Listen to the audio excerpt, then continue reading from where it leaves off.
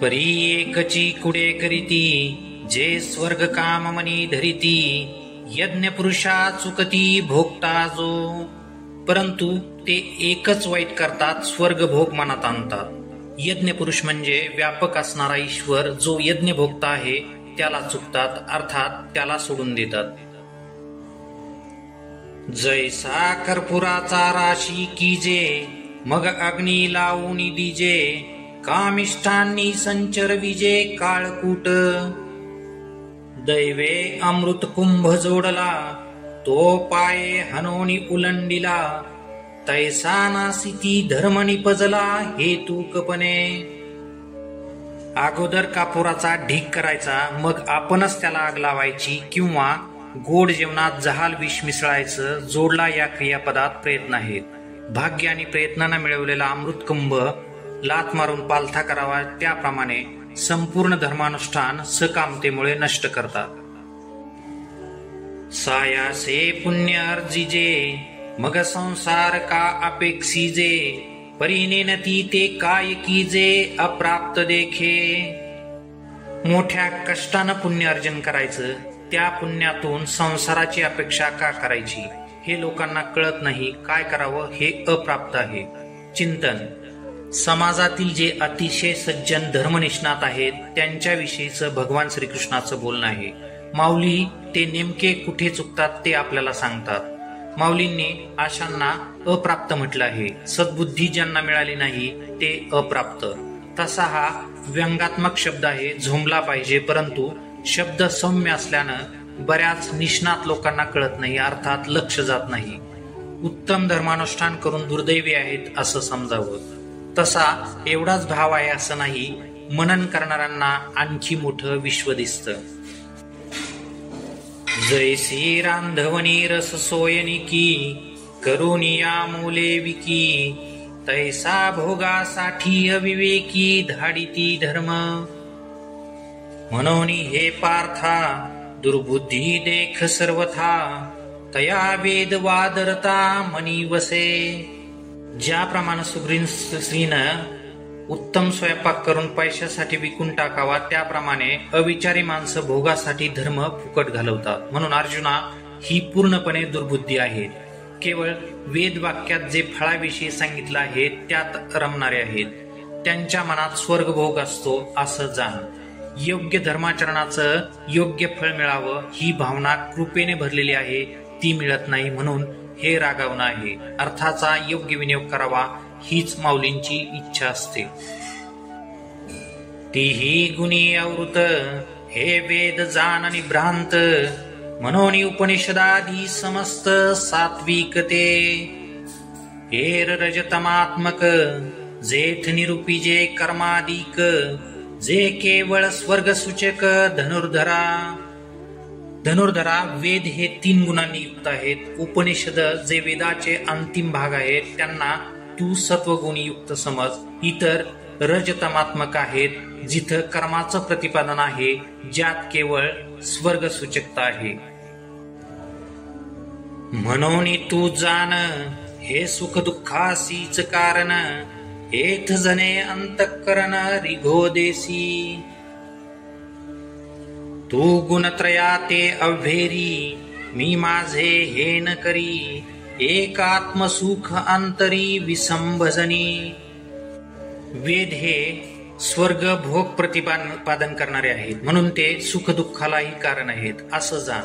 अर्जुना कदाचित तुझं मन यात शिरेल तसं होऊ देऊ नकोस. ते 3 गुणांचा त्याग कर.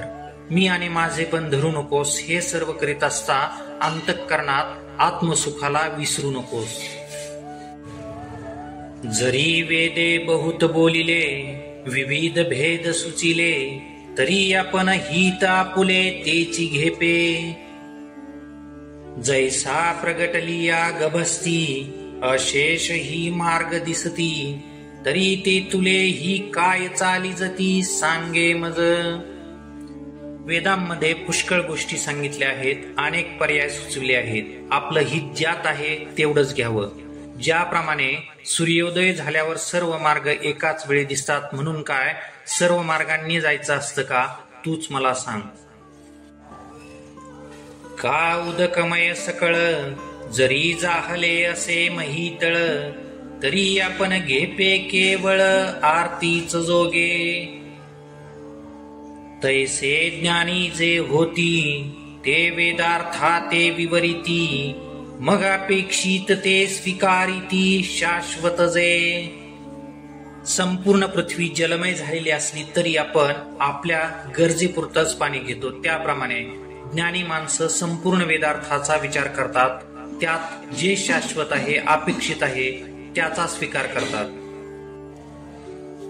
म्हणून या ऐके पार्था, याची परी पाहता, तुझ उचित होय आता स्वकर्म हे. म्हणून अर्जुना तू ऐक, तुझ्या हिताच्या दृष्टीने पाहिले असता तुझ्या वाटेला आलेलं कर्म हेच उचित आहे. युद्ध हेच स्वकर्म आहे, तेच केलं पाहिजे. आम्ही समस्त ही विचारिले, तव ऐसेची हे मना आले, जे न सांडिजे तुवा आपुले विहित कर्म. आम्ही सर्व प्रकारे विचार केला, तेव्हा आमच्या मनात हेच आलं, तू कर्तव्य कर्म सोडू नयेस, तुझं हे विहित कर्म आहे.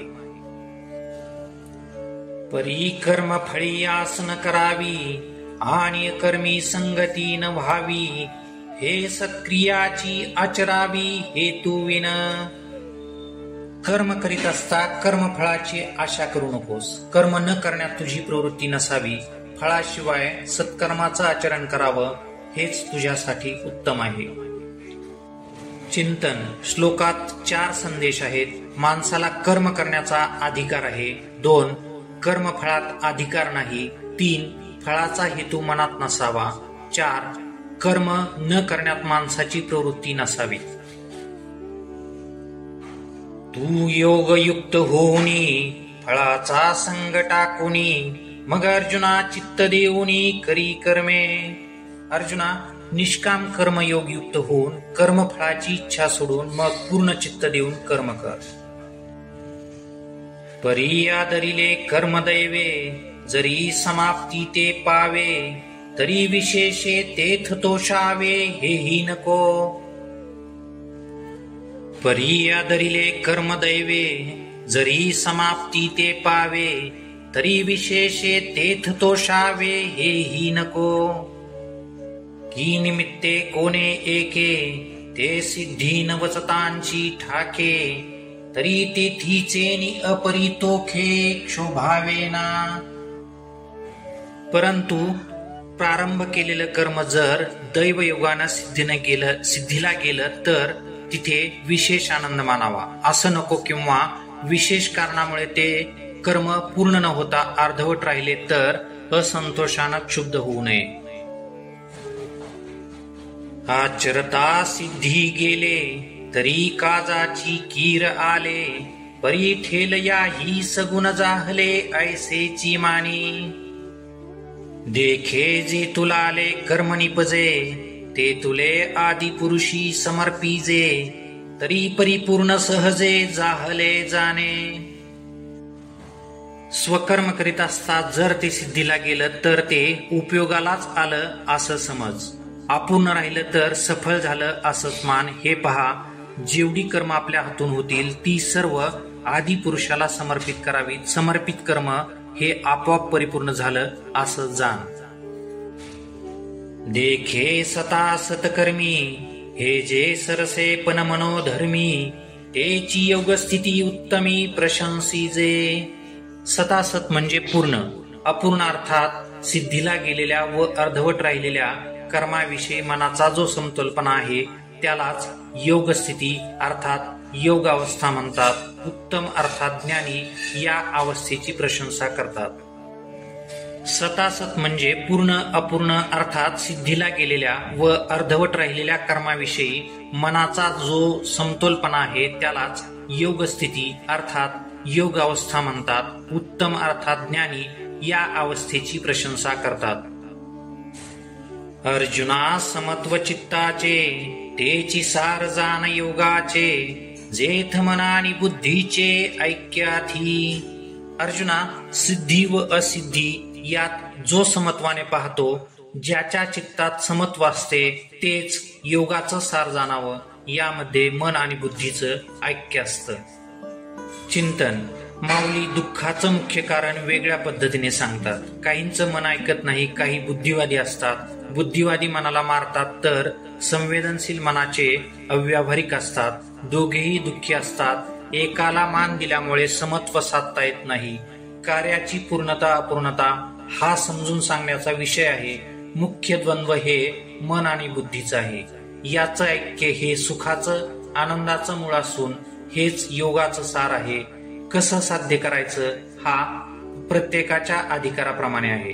तिसरा प्रकार चित्त हा आहे. चित्तात मन आणि बुद्धीचं ऐक्य असल्यास समत्व आपोआप येतं.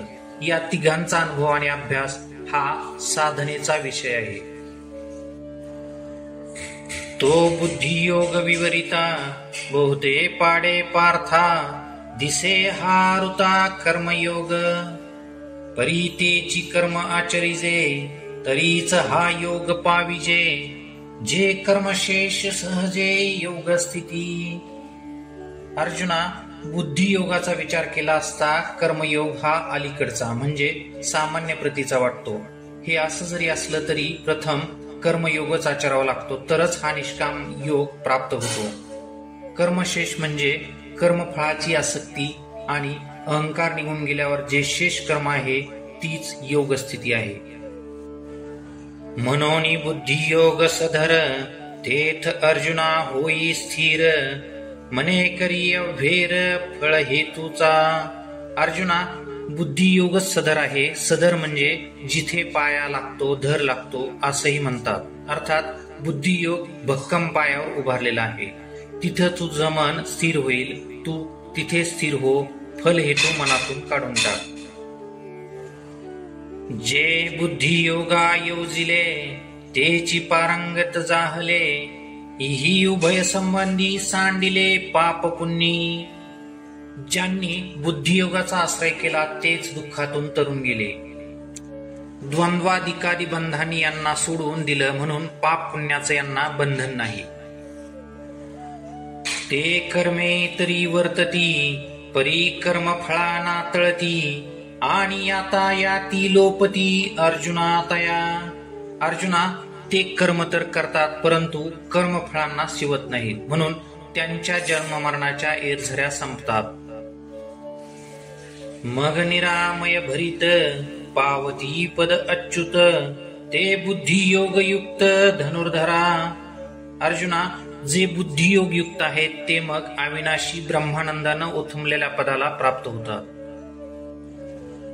तू ऐसा तय हौहोसी जय मोहाते या सांडिसी आणि वैराग्य मानसी संचरेल. अर्जुना, तू तेव्हाच मुक्त होशील जेव्हा या मोहाला सोडशील. विशेष म्हणजे त्यानंतर तुझ्या मनात वैराग्याचा संचार होईल. मग निष्कळंक गहन उपजेल आत्मज्ञान तेने निचाड होईल मन आपैसे तुझे. मग निर्दोष गहन असं आत्मज्ञान तुझ्या ठिकाणी उत्पन्न होईल, ज्या योगे तुझं मन आपोआपच इच्छारहित होईल.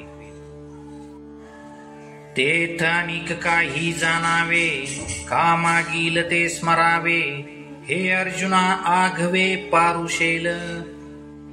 मग निरीच्छ झाल्यावर मग आणखी काही जाणावं किंवा मागचं काही आठवावं हे सर्व अर्जुना संपून जाईल. इंद्रियाची या संगती जी पसर होतसे मती ते स्थिर होईल मागुती आत्मस्वरूपी.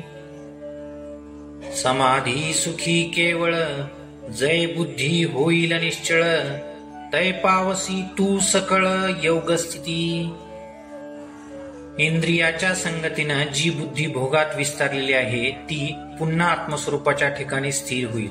मग जेव्हा बुद्धी केवळ समाधी सुखात स्थिर होईल तेव्हा समत्व योग अवस्था प्राप्त होईल. तेथ अर्जुन म्हणे देवा हाची अभिप्रायो आघवा मी पुसेना आता सांगावा कृपानिधी. त्यावेळी अर्जुन देवाला म्हणाला, देवा हाच संपूर्ण अभिप्राय मी तुला विचारणार आहे. हे कृपानिधे तो आपण सांगावा. मग अच्युत म्हणे सुखे जे किरीटी तुझनिके ते पुष्पा उन्मेखे मनाचेनी. मग भगवान श्रीकृष्ण म्हणाले, अर्जुना, मनाच्या ज्ञानानं जे चांगलं आहे ते विचार. चिंतन. मनाचेनी उन्मेखे निके ते पूस. प्रश्न कसा विचारावा याला माऊली बंधन घालतात. हा संवाद आहे. संवादातून ज्ञान जन्माला येतं. सामान्याच्या संवादातून वाद जन्माला येतात. मनाचेनी उन्मेखे म्हणजे मानसिक ज्ञानानं, अर्थात तुझी जी क्षमता आहे त्या क्षमतेनं. निके शब्दाचा अर्थ शुद्ध असा होतो. चांगलं होण्यासाठी चांगले विचार, ज्ञान ग्रहण करण्यासाठी चांगले प्रश्न हवेत, हेच तात्पर्य आहे. मानसिक क्षमता आणि योग्य प्रश्न यांचं मिश्रण म्हणजे संवाद होय. माऊली संवादातील सभ्यता सुचवितात. या बोला पार्थे म्हणितले सांग पा श्रीकृष्णा ते, काय म्हणिपे स्थित प्रज्ञा ते ओळखो केवी. आणि स्थिर बुद्धी जो म्हणिजे तो कैसिया चिन्ही जाणिजे, जो समाधी सुख भुंजे अखंडित. मोकळ्या मनानं विचार असं म्हटल्यावर अर्जुनाला धीर आला. मग म्हणाला, देवा, स्थित प्रज्ञाला काय म्हणावं, त्याचं वर्णन कसं आहे, त्याला ओळखायचं कसं, आणि ज्याची बुद्धी स्थिर आहे, जो अखंडित समाधी सुखाचं सेवन करतो, त्याला कोणत्या लक्षणांनी ओळखावं. तो कवने स्थिती असे कैसे निरूपी विलसे, देवा सांगावे हे ऐसे लक्ष्मीपती. तो कोणत्या स्थितीत असतो, कोणत्या प्रकारे स्वरूपात विलास करतो, हे लक्ष्मीपती श्रीकृष्णा, असं हे सर्व मला सांगा. चिंतन. कैसे निरूपी विलसे याचा कोणत्या प्रकारे वागतो किंवा व्यवहार करतो असा सामान्य अर्थ आहे. स्थित प्रज्ञ जो समाधी अवस्थेत अखंड असतो, तो नक्की सामान्य वागत नसतो. त्याचा स्वरूपात कसा विकास होत असतो हे माऊलींना म्हणायचं आहे. गुणातीत संत हा समाधीत स्वस्वरूपातच असतो, त्याला विलास कसा असतो. तव परब्रह्म अवतरण जो षडगुणाधिकरण, तो काय तेथ श्रीनारायण बोलत असे. षडगुण म्हणजे यश, श्री, औदार्य, ज्ञान, वैराग्य, ऐश्वर्य हे 6 गुण. यांचं अधिष्ठान असणारा श्रीनारायण जो साक्षात अवतरलेलं परब्रह्म आहे, तो तिथं काय बोलत आहे ते आपण ऐका. चिंतन. गीतोपदेशाचा प्रारंभ या अध्यायातील 11व्या श्लोकापासून सर्व विद्वान मानतात. माऊलींनी तिथं श्रीकृष्णाला श्रीकृष्ण रूपानंच मानलं आहे. इथं मात्र त्याचं स्वरूप बदललेलं आहे. आता तो साक्षात परब्रह्म अवतरण आहे, श्री नारायण आहे. अखंड समाधीत रमणाऱ्यांचं वर्णन राजकारणी विद्वान कवी करू शकत नाहीत. त्याला परमात्मा किंवा व्यापकानुभूती घेणारे संतच हवेत. माऊलींचा कृष्ण आता परब्रह्म आहे, आदिपुरुष श्री नारायण आहे. ज्याच्याविषयी बोलायचं आहे तो स्थित प्रज्ञ आहे. समुद्रासारखं जीवन असून ब्रह्मी स्थितीत वावरणार आहे, त्याचं वर्णन आहे.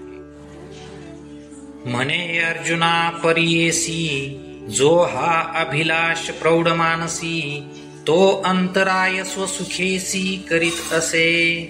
भगवंत म्हणाले, अर्जुना ऐक, अंतःकरणात वाढलेला जो हा प्रौढ अभिलाष म्हणजे काम आहे, तो आत्मसुखाला प्रतिबंध करीत असतो.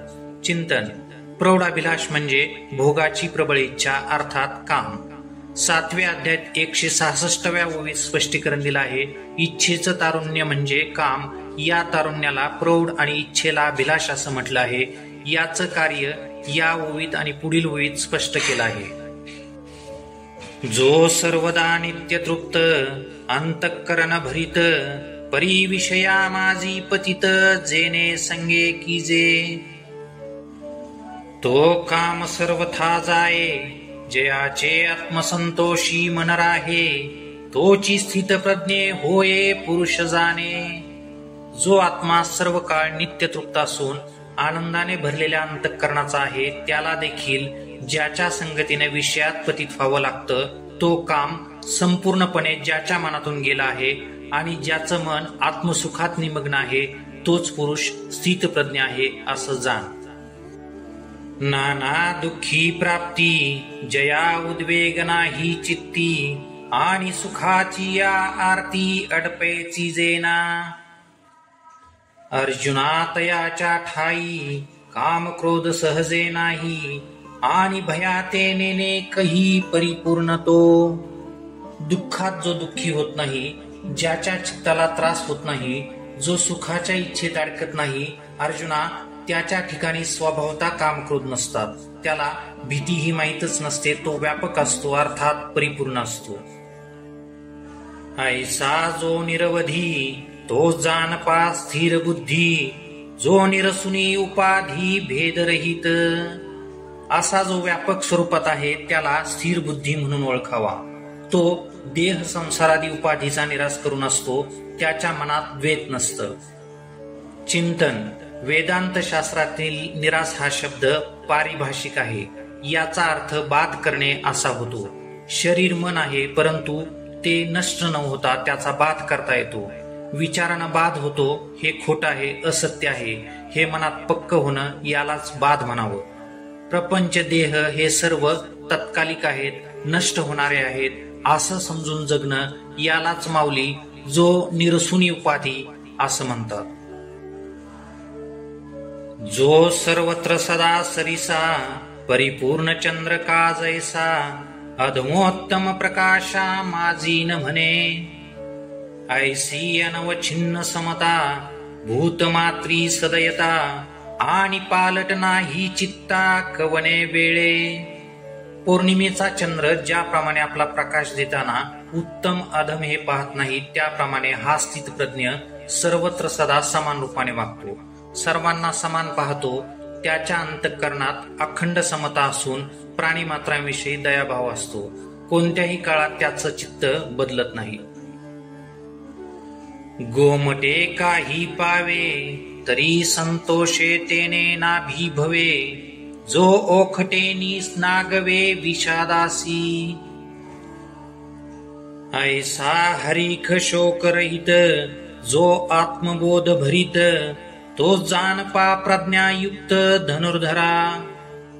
चांगलं काही मिळालं तर त्याच्या संतोषानं ताट वागत नाही. वाईट झाल्यानं तो दुःखाकडून दुःखी केला जात नाही. असा हा हर्ष शोकरहित आत्मबोधाने उत्थंबलेला स्थितप्रज्ञ म्हणून जाणावा. हाच प्रज्ञायुक्त म्हणजे बुद्धिमान आहे. का कुर्मजिया परी वाईला अव्यव पसरी, ना तरी इच्छा वशे आवरी आपुले आपण. तैसी इंद्रिये अपैती जयाचे म्हणितले करीती, तयाची प्रज्ञा जाण स्थिती पावली असे. ज्याप्रमाणे कासव प्रसन्न चित्त असताना आपले अवयव पसरवतं आणि आपल्या इच्छेनं आवरूनही घेतं, त्याप्रमाणे ज्याची इंद्रिय स्वाधीन असतात तो म्हणेल ते ऐकतात, त्याची प्रज्ञा आत्मस्थितीत स्थिर आहे असं जाण. अर्जुनानी कही एक सांगेन ऐके कवतिक, जे विषयांते साधक त्यजिती नियमे. श्रोत्रादी इंद्रिये आवरिती परीरसने नियमन करीती, ते सहस्रधा कवळी जती विषयी. अर्जुना आणखी एक आश्चर्य सांगतो. साधक योग साधनेने विषयाचं नियमन करतात, त्याग करतात, श्रोत्रादी इंद्रियांना आवरतात, परंतु रसनेंद्रियाचं नियमन करीत नाहीत. ते साधक हजारो प्रकारे विषयांकडून वेढले जातात. जैसी वरी वरी पालवी खुडीजे, आणि मुळी उदक घालिजे, तरी कैसे निनाश निपजे तया वृक्षा. तो उदकाचे निबळे अधिके, जैसा आडवेनी अंग फाके, तैसा मानसी विषय पोखे रसनाद्वारे.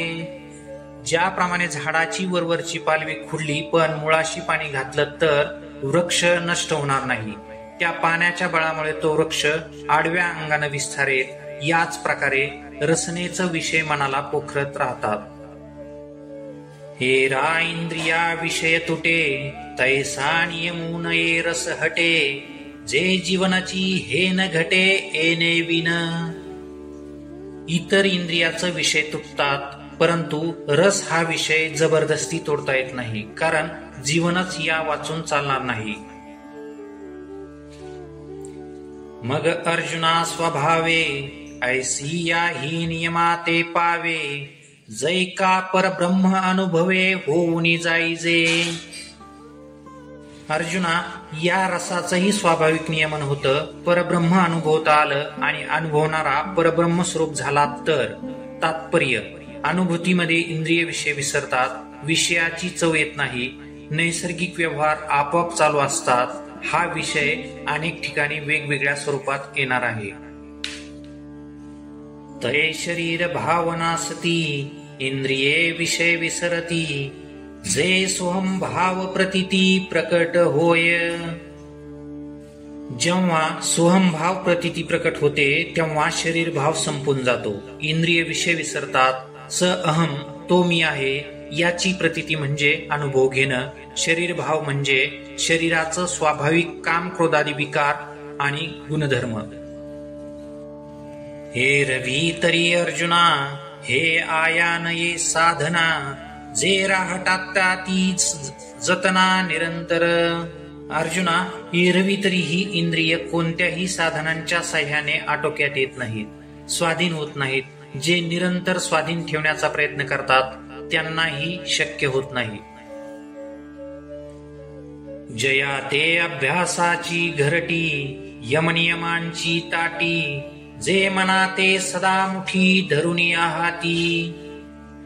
तेही किजती कासाविसी, या इंद्रियाची प्रौढी ऐसी, जैसी मंत्रज्ञाते विवसी भुलवी का. जे इंद्रियांना कोंडून ठेवण्यासाठी अभ्यासाची घरटी बांधतात, यमनियम यांची ताटी म्हणजे दरवाजा लावतात, जे मनाला नेहमी मुठीत धरून असतात, त्या साधकांनाही ही इंद्रिय कासावीस म्हणजे व्याकुळ करतात. या इंद्रियाचा प्रतापच असा आहे. ज्याप्रमाणे मंत्रज्ञालाच हाडळ चकवते त्याप्रमाणे ही इंद्रिय आहेत.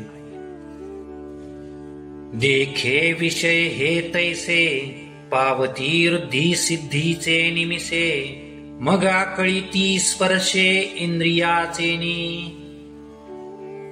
तिये संधी मन जाये, मग अभ्यासी थोटावले ठाये, ऐसे बळकटपणा हे इंद्रियाचे. पहा, विषय हे वृद्धी सिद्धीच्या रूपानं साधकाला प्राप्त होतात, मग इंद्रियाच्या माध्यमातून मनासह बंधनात पाडतात. इंद्रिय आणि विषय यांच्या सांधीत मन जातं, मग योगादी अभ्यास आहे तो निर्बळ होतो, असमर्थ होतो. ही इंद्रिय एवढी बलवान आहेत. म्हणून ऐके पार्था, या ते निर्दळी जो सर्वथा, सर्व विषयी आस्था सांडुनिया. तोची तू जाण योगनिष्ठेशी कारण, जयाचे विषय सुखे अंतःकरण झकवेना. म्हणून पार्था तू ऐक, सर्व विषयाची आस्था सोडून इंद्रियाचं सर्वतोपरी जो दमन करतो, ज्याचं अंतःकरण विषय सुखात फसत नाही, तो पुरुष योगनिष्ठेचा अधिकारी आहे. अर्थात तोच योग अनुष्ठान करण्याचा अधिकारी आहे. जो आत्मबोधयुक्त होणे असे सतत, जो माते हृदया आत विसंबेना. जो अखंड आत्मबोधयुक्त असतो, ज्याचं हृदय मला विसरत नाही, तो स्थितप्रज्ञ आहे असं जाण. एरवी बाह्य विषय तरी नाही, परी मानसी होईल जरी काही, तरी साध्यंतची पाही संसार असे. एरवी बाहेरचा विषय नसतो, परंतु मनात काही विषय असतील तर संपूर्ण संसार त्याच्या जवळ आहे असं जाण. साध्यंत म्हणजे आरंभापासून अंतापर्यंत तो संसारी असतो. जैसा का विषाचा लेश, घेतलिया होय बहुवस, मग निभ्रांत करी नाश जीवितासी. तैसी विषयांची शंका, मनी वसती देखा, घात करी तरी अशेखा विवेक जाता. ज्याप्रमाणे विषाचा थोडा अंश जरी घेतला तरी तो संपूर्ण देहात पसरतो, याशिवाय निसंशय प्राणाची हानी करतो, त्याप्रमाणे विषय चांगला का वाईट एवढी जरी शंका मनात निर्माण झाली तरी संपूर्ण विवेक नष्ट होतो. चिंतन. विषयाची शंका ही ओवीतील बारकावा लक्षात घ्यावा. विषय वासना, विषय भोग, विषयात रमणं ही खूप दुर्जी बाब आहे. यात निश्चित पतन ठरलेलं आहे. परंतु मनात विषयाची शंका देखील नको. टीप. बाह्य विषय नसतात हे जरी सत्य असलं तरी त्याची सुरुवात विषयाच्या चिंतनापासून होते. ही प्रक्रिया इथे आहे. जरी हृदयी विषय स्मृती तरी निसंगा ही आपजे संगती. संगे प्रगटे मूर्ती अभिलाषाची. जेथ काम उपजला तेथ क्रोध ही आधीची आला. क्रोधी असे ठेविला संमोह जाणे. अंतःकरणात विषयाची आठवण झाली तरीही सर्वसंग परित्याग केलेल्या वैराग्यवान पुरुषामध्ये विषयाची आसक्ती निर्माण होते. आसक्तीमुळे हृदयात कामाचा आकार तयार होतो, अर्थात काम मूर्त होतो. जिथे काम मूर्त झाला तिथे क्रोध अगोदरच आलेला असतो. क्रोधात संमोह ठेवलेलाच आहे. संमोहा झालिया व्यक्ती तरी नाश पावे स्मृती. चंडवाते ज्योती हत जैसी. का अस्तमानी निशी जैसी सूर्य तेजाते ग्रासी. तैशी दशा स्मृती भ्रंशी प्राणियासी. व्यक्ती संमोहित झाल्यावर स्मृतीचा नाश होतो. ज्याप्रमाणे वादळी वाऱ्याने दिव्याची ज्योत विझते किंवा सूर्यास्ताला जात असता रात्र सूर्य तेजाला गिळते, त्याप्रमाणे स्मृतीभ्रंश झाल्यावर माणसाची दुर्दशा होते. केवळ जगणं अवशेष असतं. मग अज्ञानांध केवळ तेने आपलं विजय सकळ. तेथ बुद्धी होय व्याकुळ हृदया माझी.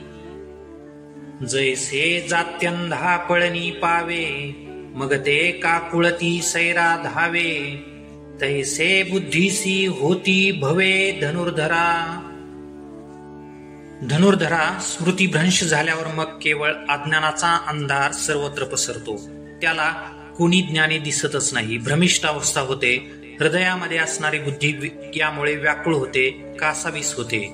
नाईलाजानं जन्मांधाला पळावं लागलं तर तो जसा सैरभैर काकुळतेला येऊन धावतो त्याप्रमाणे बुद्धीची अवस्था होते.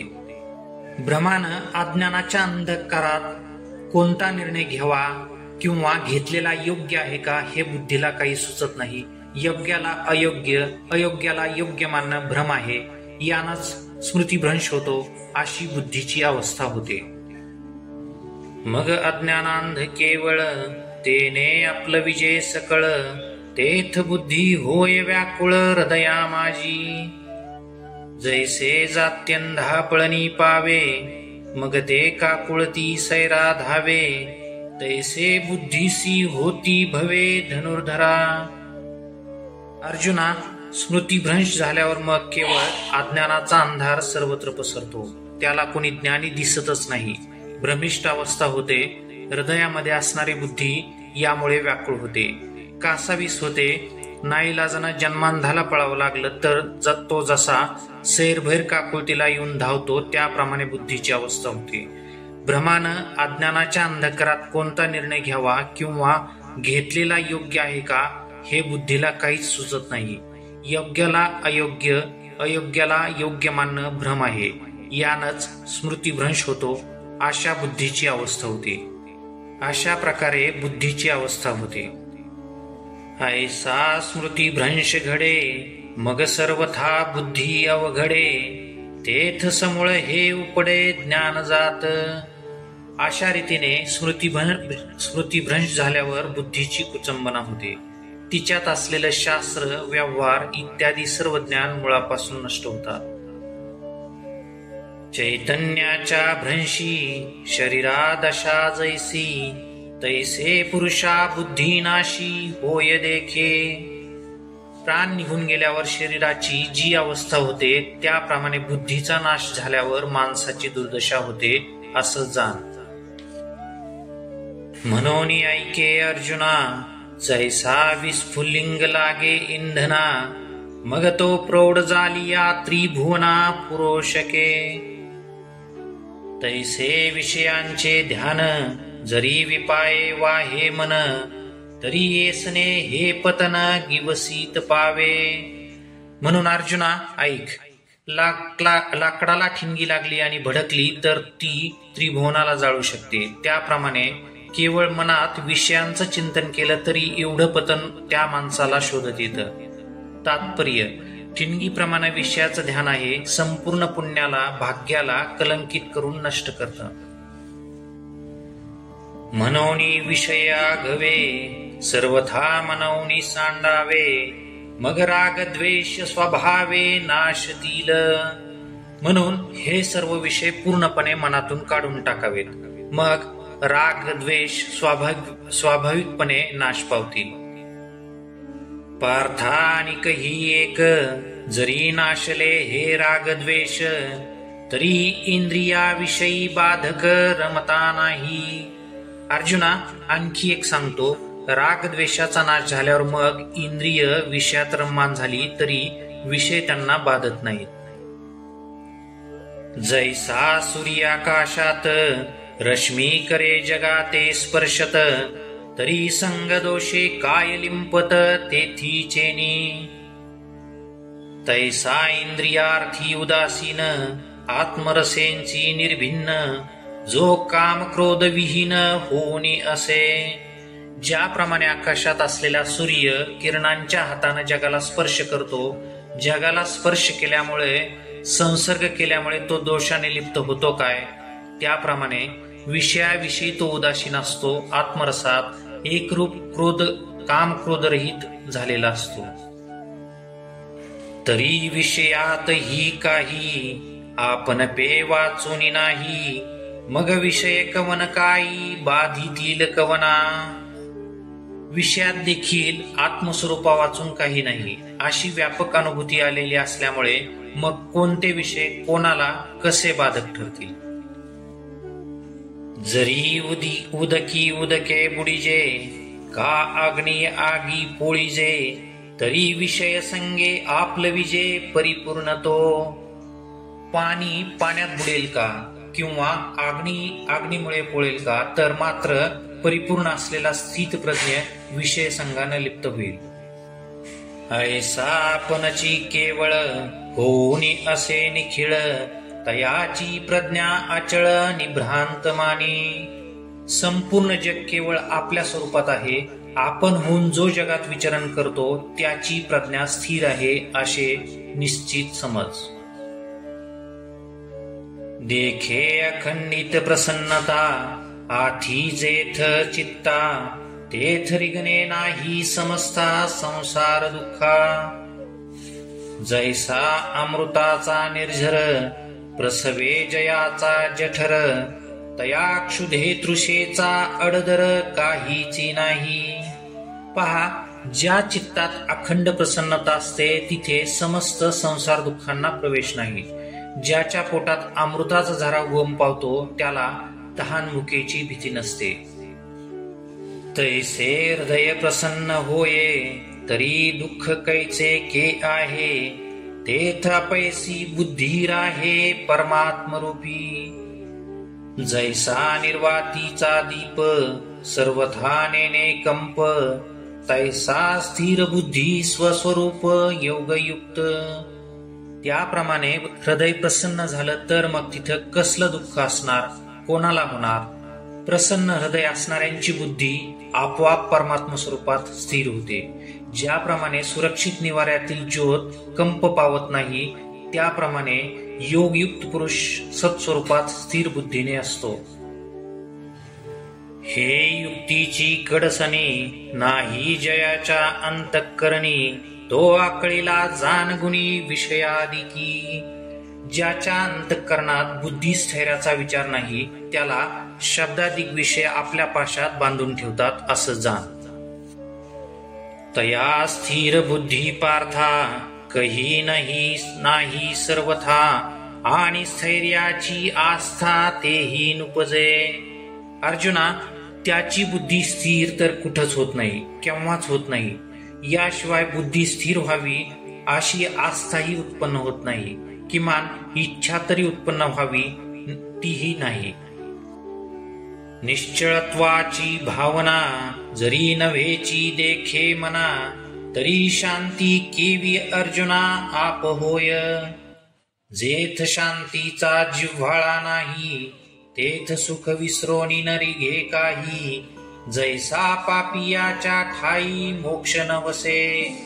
अर्जुना, निश्चळत्वाची जर भावनाच नाही, मग असं पहा त्याला शांतता कशा प्रकारे प्राप्त होईल. आणि जिथं शांतीविषयी प्रेम नाही, जिव्हाळा नाही, तिथं सुख चुकूनही त्याच्या अंतःकरणात प्रवेश करत नाही.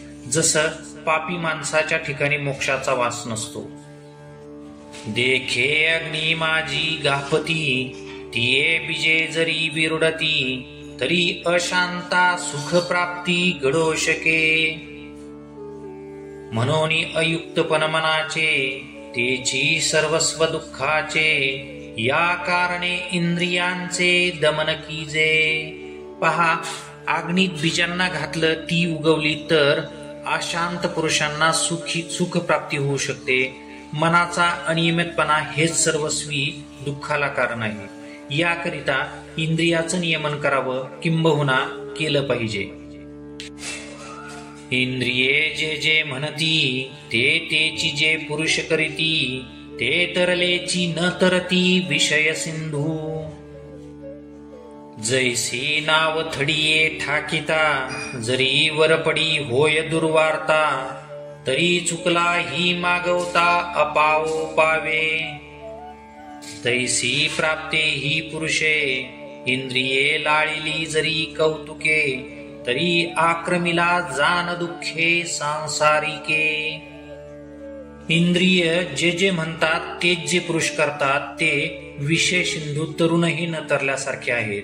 एखादी नाव तीराला लागली आणि वादळी वाऱ्यात सापडली, खोलपणात चुकूनही पुन्हा तिचे नुकसान होते. त्याप्रमाणे स्थैर्य प्राप्त झालेल्या पुरुषानं इंद्रियाचं सहजपणे लाड केले तरी तो देखील सांसारिक दुःखानं आक्रमिला जातो. सामान्याविषयी काय बोलावं, मुळातच ते इंद्रियाचे ऐकणारे आहेत.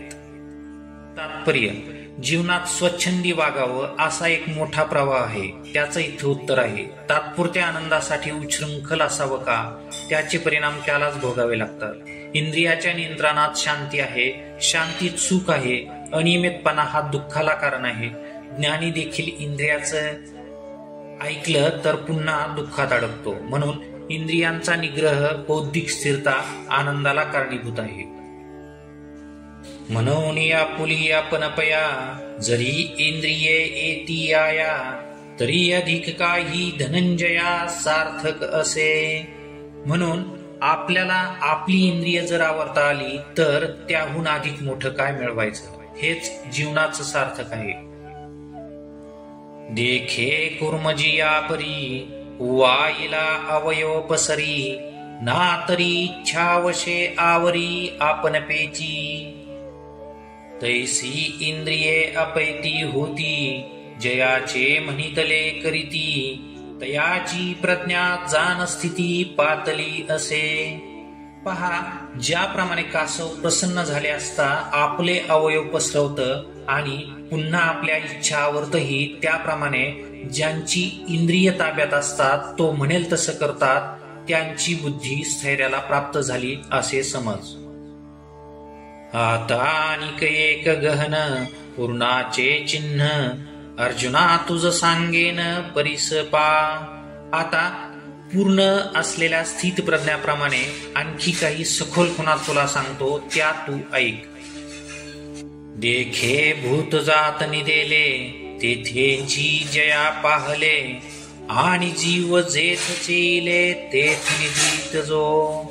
पहा, संपूर्ण प्राणी मात्र झोपलेले असतात, तेव्हा त्याच्यासाठी उजडलेलं असतं. जीव तिथं जागे असतात, तिथं तो निद्रित असतो. तोची तो निरुपाधी, अर्जुना तो स्थिर बुद्धी, तोची जाणे निरवधी मुनीश्वर. अर्जुना, असा जो आहे तोच खरा निरुपाधिक आहे. त्याचीच बुद्धी स्थिर झालेली आहे. तोच व्यापक आणि तोच मुनीश्वर आहे असं समज. चिंतन. सामान्य माणसं विषयात दक्ष असतात, अर्थात जागरूक असतात. स्थित प्रज्ञा तिथं झोपलेला असतो. तत्वानुभूतीत सर्व प्राणी मात्र निद्रित आहेत. तिथं तो जागा असतो. पार्था आणि कही परी तो जाणो येईल अवधारी, जैसी अक्षोभता सागरी अखंडित. जरी सरिता ओघ समस्त परिपूर्ण होऊने मिळत, तरी अधिक नो हे ईशत मर्यादा न सांडी. अर्जुना, आणखी काही प्रकारांना त्यांना ओळखता येईल. ज्याप्रमाणे समुद्रात अखंड शांतता असते, नद्यांचे प्रवाह पाण्याने तुडुंब भरून मिळतात, तरी तो फुगत नाही नि आपली मर्यादाही ओलांडत नाही. ना तरी ग्रीष्मकाळी सरिता शोषून जाता जाती समजता, परी न्यून नव्हे पार्था समुद्र जैसा. किंवा उन्हाळ्यात सर्व नद्या आटल्या तरी अर्जुना समुद्र त्यावेळी कमी होत नाही, तो सदा समान असतो. तैसा प्राप्ती वृद्धी सिद्धी, तयासी क्षोभना ही बुद्धी, आणि पवतान बाधी अधृती तया ते. वृद्धी सिद्धी प्राप्त झाल्या तरी तो आनंदानं उचंबळत नाही मिळाल्या तरी तो अस्थिर होत नाही, सदा समान स्वरूपात वावरतो, तो स्थितप्रज्ञ असतो. सांगे सूर्याच्या घरी प्रकाश काय वाती वेधी, कान लाविजे तरी अंधकारी कोंडेल तो. देखे वृद्धी सिद्धी तया परी, आली गेली सेन करी, तोची गुंतला असे अंतरी महासुखी. अर्जुना, सांग, सूर्याच्या घरी प्रकाशासाठी वात लावली जाते का? अथवा त्यानं दिवा लावला नाही तर सूर्य अंधारात कोंडला जाईल का? त्याप्रमाणे स्थित प्रज्ञाचं असतं. वृद्धी सिद्धी आल्या किंवा गेल्या याचं त्याला भान नसतं, कारण तो आतल्या महासुखात गुंतलेला असतो. आतलं सुख म्हणजे आत्मानंद. जो आपुले नागरपणे, इंद्रिय भुवना ते पाबळे म्हणे, तो केवी रंजे पालवणे भिल्लांचे नी. जो आपल्या घराच्या सौंदर्यापुढं इंद्रभुवनाला तुच्छ लेखतो, तो पालापाचोळ्यांच्या साह्याने उभारलेल्या भिल्लाच्या झोपडीला काय भाळेल, त्यात कसा रमेल. जो अमृता ते की ठेवी, तो जैसा कांजी नसेवी, तैसा स्वसुखानुभवी न भोगी वृद्धी. जो अमृतात उणेपणा काढून नाव ठेवतो, तो जसा भाताच्या पेजाला म्हणजे कांजीला हात लावणार नाही, त्याप्रमाणे आनंदाची ज्याला अनुभूती आहे तो वृद्धी सिद्धीचा उपभोग घेत नाही.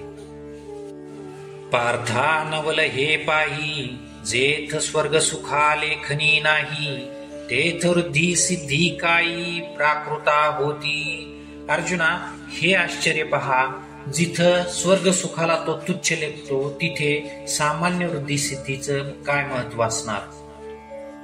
ऐसा आत्मबोधे तोषला, जो परमानंदे पोखला, तोची स्थिर प्रज्ञ भला ओळख तू.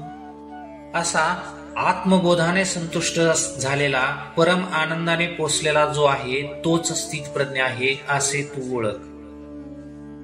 तो अहंकारा ते दवडूनी, सकळ काम सांडूनी, विचरे विश्व होऊनी विश्वा माझी. अहंकाराला घालून सर्व कामनेचा त्याग करून तो विश्वात विश्व होऊन विचरण करतो. हे ब्रह्मस्थिती निश्चिम, जे अनुभविती निष्काम, ते पावले परब्रह्म अनायासे. जे निष्काम आहेत ते या ब्रह्मस्थितीचा अनुभव घेत विनासायस परब्रह्म स्वरूप होतात. जे चिद्रूपी मिळता, देहांतीची व्याकुळता, आड ठाको न सके चित्ता प्राज्ञा जया. तेची हे स्थिती स्वमुखे श्रीपती, सांगत अर्जुना प्रती संजय म्हणे. ज्या ज्ञान स्वरूपात मिळत असताना देहाचा अंत होईल याची व्याकुळता ज्याच्या चित्तात आडवी येत नाही, तीच ही ब्रह्मस्थिती आहे, असं स्वतः स्वमुखाने लक्ष्मीपती अर्जुनाला सांगत आहेत, असं संजय म्हणाला. ऐसे कृष्ण वाक्य ऐकिले, तेथ अर्जुने मनी म्हणितले, आता आमुचिया काजा आले उपपत्तीया. असं श्रीकृष्णाचं बोलणं ऐकलं, मनातल्या मनात अर्जुन म्हणाला, ही विचारसरणी आता आमच्या कामाला आली. कोणती आहे ते पुढे सांगतात. जे कर्म जात आघवे हेथ निराकारिले देवे, तरी पारुषले म्या झुंजावे म्हणून या. ऐसा श्री अच्युताची या बोला, चित्ती धनुर्धर वाईला. आता प्रश्न करील भला आशंकोनी. देवांनी स्वतः सर्व कर्माचा निषेध केला आहे, म्हणून आता मला युद्ध करण्याची गरज नाही, असा श्रीकृष्णाच्या बोलण्याचा अर्थ काढून अर्जुनाला मनातल्या मनात आनंद झाला. आता अर्जुन शंका घेऊन उत्तम प्रश्न करणार आहे. तो प्रसंग असे नागर, जो सकळ धर्मासी आगर, की विवेकामृत सागर प्रांतहीन. प्रसंग अतिशय सुंदर आहे. सर्व धर्माचा आगार किंवा विवेकरूपी अमृताचा अमर्याद सागर जणू काही आहे. जो आपण सर्व ज्ञानात निरूपिता होईल श्री अनंत. ज्ञानदेव सांगेल मात निवृत्तीदास. या प्रसंगाचं निरूपण स्वतः सर्वज्ञ असणाऱ्यांचा जो नाथ श्रीकृष्ण आहे ते करतील. श्री अनंताची निरूपण केलेली कथा मी निवृत्तीदास ज्ञानदेव सांगणार आहे.